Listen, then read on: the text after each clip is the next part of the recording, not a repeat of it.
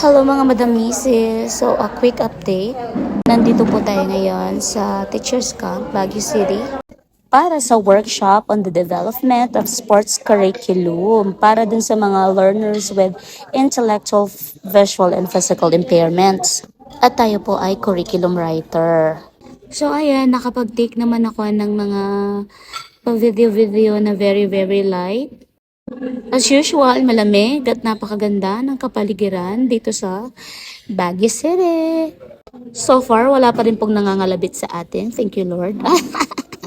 At ayan naman, i-check ako naman sa inyo ang aking outfitan. Ayan. Ang peg natin ngayon, ang fantasy natin ngayon ay isang matalinong scholar ng bayan na pinadala sa Switzerland. Ayan. Fantasy din natin yung isang batang nakapagpabago ng buhay ng kanilang mga magulang kasi nga nakapag-aral ng Switzerland. Ayan.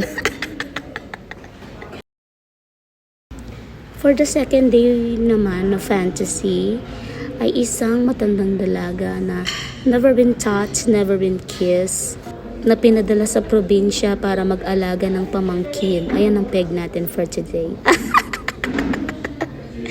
Ayan, sa ibang angle naman. Charis!